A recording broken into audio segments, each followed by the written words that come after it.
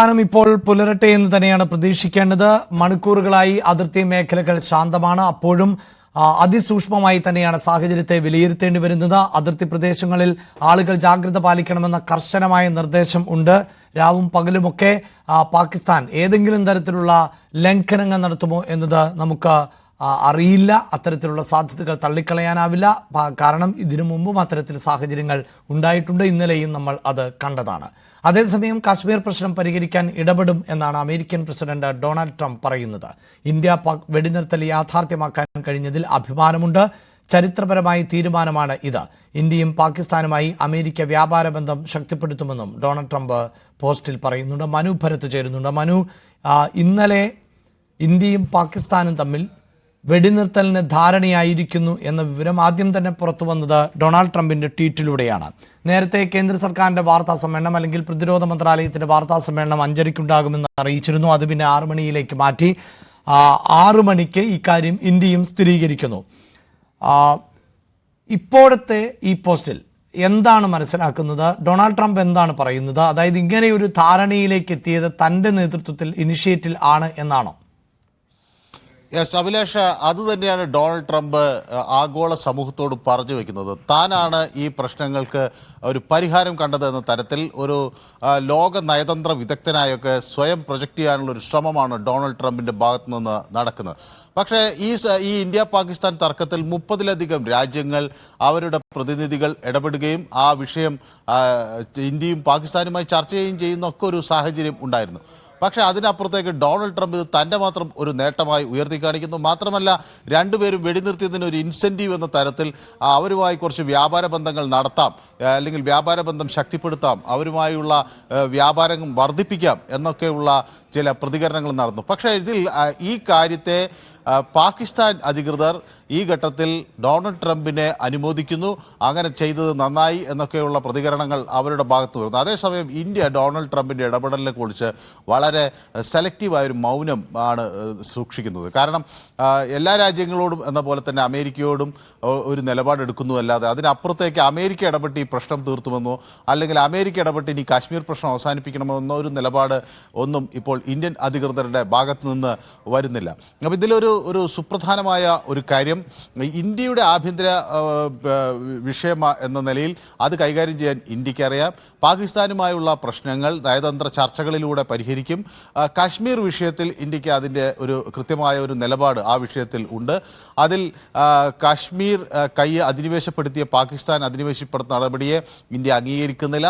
അവിടുത്തെ ജനങ്ങളെ കൂടി വിശ്വാസത്തിലെടുത്തൊരു നീക്കം എന്ന നിലയിൽ ഇന്ത്യ മുന്നോട്ട് പോകുന്നു. ഒരു സൈനിക നടപടിയിലൂടെ കാര്യങ്ങൾക്കൊരു പരിഹാരം കാണുക എന്നതിനപ്പുറത്തേക്ക് ഒരു ഡയലോഗിലൂടെ പ്രശ്നങ്ങൾ തീർക്കുക എന്നുള്ളത്. ഇവിടെ മറ്റൊരു സുപ്രധാന വിഷയം അഭിലാഷിന് നമ്മൾ കഴിഞ്ഞ ദിവസമൊക്കെ ചർച്ച ചെയ്തതാണ്. അത് ഈ ഇൻഡസ് വാട്ടർ ട്രീറ്റിയാണ്. ഇൻഡസ് വാട്ടർ ട്രീറ്റിയെ സംബന്ധിച്ചിടത്തോളം അത് മരവിപ്പിച്ചിരിക്കുന്നു.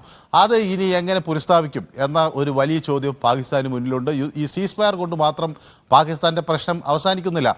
പാകിസ്ഥാൻ ഇനി വരും കാലങ്ങളിലും ഒക്കെ നേരിടാൻ പോകുന്ന ഏറ്റവും വലിയ പ്രശ്നം ഇൻഡസ് വാട്ടർ ട്രീറ്റിയാണ്. നാളെ ഏത് നിമിഷവും ഇന്ത്യക്ക് ഒരു സൈനിക നീക്കം അല്ലാതെ തന്നെ മരവിപ്പിക്കാനോ റദ്ദ് ചെയ്യാനോ കഴിയുന്ന ഒരു ട്രീറ്റിയായി അത് അവിടെ ഒരു ഡെമോക്രസിൻ്റെ വാള് പോലെ പാകിസ്ഥാൻ്റെ തലയിൽ അത് തൂങ്ങിക്കിടക്കുകയും ചെയ്യുന്നു. അത് കൃത്യമായി ഈ ഘട്ടത്തിൽ ബോധ്യപ്പെടുത്താൻ ഇന്ത്യക്ക് കഴിഞ്ഞു. അതോടൊപ്പം ഈ തീവ്രവാദികൾക്കൊരു ഒളിത്താവളമാണ് പാകിസ്ഥാൻ എന്ന വലിയ ആത്മവിശ്വാസം തകർന്നു വീണിരിക്കുന്നു. അതിനെതിരെ ശക്തമായ നടപടി ഉണ്ടാകും എന്ന കാര്യവും വ്യക്തമാക്കിയിരിക്കുകയാണ്. അപ്പോൾ അതുകൊണ്ട് ഇന്ത്യയെ സംബന്ധിച്ചിടത്തോളം നിലപാട് കൃത്യമാണ്. ഒരു രാജ്യത്തെ ആക്രമിക്കുക എന്നത് ഒരു രീതിയല്ല, പ്രതിരോധിക്കുക എന്നത് മാത്രമാണ് ഇന്ത്യയുടെ നീക്കം. കാരണം നമുക്ക് ഈ ഘട്ടത്തിൽ പോലും വളരെ കൃത്യമായൊരു കാര്യം നമുക്കറിയാം. പെഹൽഗാം സംഭവത്തിന് ശേഷം ഇന്ത്യ ആ തീവ്രവാദ നടപടികൾ പദ്ധതിയിട്ട ആളുകളെ, അത് ഒരുപക്ഷെ പെഹൽഗാം മാത്രമല്ല, പത്താൻകോട്ട്, മുംബൈ ആക്രമണം, IC-814 വിമാനം റാഞ്ചൽ കാണ്ഡഹാറിലേക്ക് കൊണ്ടുപോയതിലൊക്കെ കേസിലെ പ്രതികളെ എല്ലാം കൂടി ഒറ്റയടിക്ക് പകവീട്ടി എന്ന് വേണമെങ്കിൽ പറയാം. അതോടൊപ്പം തന്നെ ഇങ്ങോട്ട് ആക്രമിക്കുന്ന ഘട്ടത്തിൽ മാത്രമാണ് മിലിറ്ററി അല്ലെങ്കിൽ ഇന്ത്യൻ സേന അവിടെ. ശരിയാണ് മനു സൂചിപ്പിക്കുന്ന പോലെ ഇന്ത്യയുടെ പോളിസികൾ അതിൽ കാര്യമായ മാറ്റമൊന്നുമില്ല. പക്ഷേ ഈ പറയുന്നത് പോലെ സിന്ധു നദീജല കരാർ അടക്കം മരവിപ്പിച്ച് നിർത്തുമ്പോൾ അതിൽ വേൾഡ് ബാങ്കിന്റെ കൂടി സഹായത്തോടു കൂടി മുന്നോട്ട് പോകുന്ന ഒരു പദ്ധതിയാണ്. വളരെ പെട്ടെന്ന് വേൾഡ് ബാങ്കിന്റെ ഒക്കെ ഇടപെടൽ ഉണ്ടാകുമെന്ന് പ്രതീക്ഷിച്ചുവെങ്കിലും അങ്ങനെ ഒരു ഇടപെടലും ഉണ്ടായിട്ടില്ലല്ലോ മനു. ഒപ്പം ഈ അമേരിക്കയുടെ ഇടപെടൽ അതിന് മറ്റു ചില തലങ്ങൾ കൂടിയുണ്ടോ? പ്രത്യേകിച്ച് പാകിസ്ഥാൻ എപ്പോഴും ചൈനയുമായി കൂടുതൽ മികച്ച ബന്ധം പുലർത്തുന്നു. ഒരു കാലഘട്ടത്തിൽ പാകിസ്ഥാനിലെ തീവ്രവാദത്തെ വളർത്തിയത് അമേരിക്കയാണ് എന്ന് നമുക്കറിയാം. അത് അമേരിക്കയുടെ പാകിസ്ഥാനിലെ മന്ത്രി തന്നെ കഴിഞ്ഞ ദിവസം പറഞ്ഞതാണ്, ഞങ്ങൾ തീവ്രവാദത്തെ വളർത്തിയിരുന്നു, അത് അമേരിക്കയ്ക്ക് വേണ്ടിയായിരുന്നു. പക്ഷേ ഇപ്പോൾ അങ്ങനെയൊന്നുമല്ല. ലോകക്രമം അങ്ങനെ മാറിക്കൊണ്ടേയിരിക്കുന്നു. ഇപ്പോൾ ചൈനയാണ് ഏറ്റവും അടുത്ത സുഹൃത്ത് പാകിസ്ഥാൻ്റേത്. ചൈന വലിയ തോതിൽ പാകിസ്ഥാനിൽ നിക്ഷേപം നടത്തിയിട്ടുണ്ട്. കറാച്ചി പോർട്ടിൽ വലിയ നിക്ഷേപം നടത്തിയിട്ടുണ്ട്. റോഡ് പോലെയുള്ള അടിസ്ഥാന വികസന പദ്ധതികളിൽ നിക്ഷേപം നടത്തിയിട്ടുണ്ട്. ബലൂചിസ്ഥാൻ മേഖലയിലെ ധാതു സമ്പത്തിൽ ചൈനയ്ക്ക് കൃത്യമായ കണ്ണുണ്ട്.